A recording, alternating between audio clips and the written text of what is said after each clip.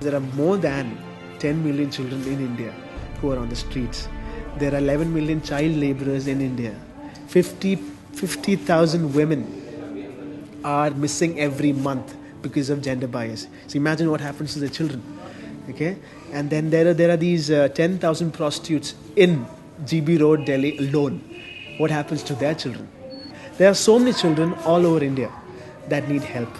And the best way they run off, the best place is the street. Street smart, street children.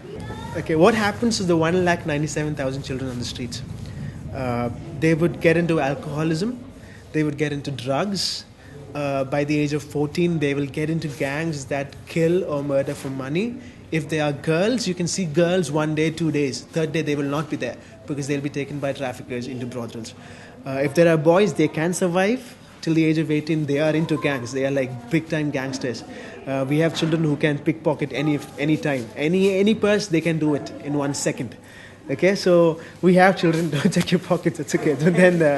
So then they become in an antisocial way a burden to the society.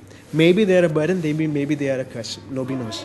What happens? Nobody knows. But if they are rescued, there is a chance of them going back into a normal social living, normal social being in the society. Street boys are normal children. There is no difference between a normal child and a street child.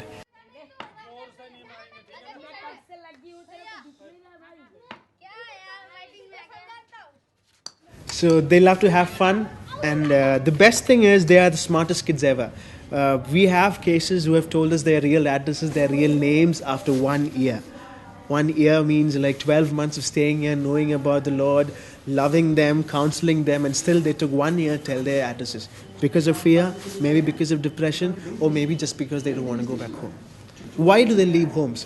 Abused, sexually abused, physically abused, parents, broken families, slum dwellers.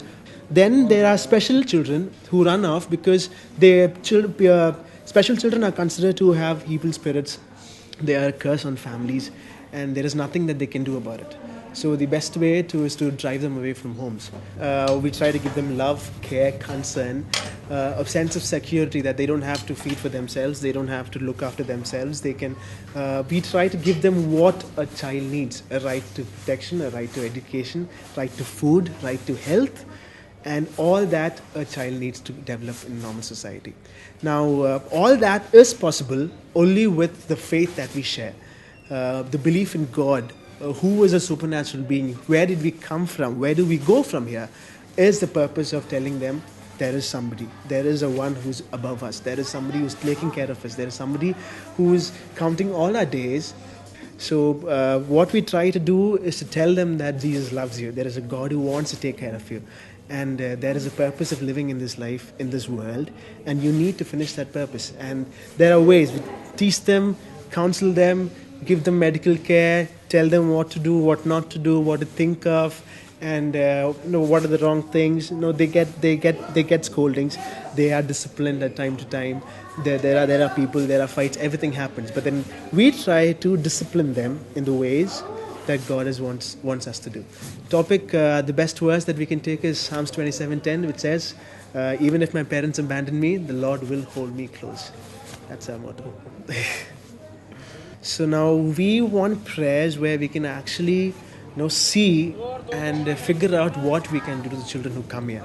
So when these children come, we have to know what we have to do, when to trace them, what counseling they need, what family background, what is he lacking. If he's not speaking, is it depression? Is it something that he's scared of? So we need prayers where children who are chosen by God comes here, but we need to give them the right thing that they need. And we need prayers in where children develop, because if a new child comes suddenly, all children are being groomed with God and in his knowledge, with love and care and with right values. But when a new child comes, he spoils the whole environment of knowing all those values. And children who are here, who are being taught first time in their lives, never learned what they have. 8 years, they've never been to school. They don't know what ABCD is. So that kind of patience, that kind of testing is what we're wanting for in prayers.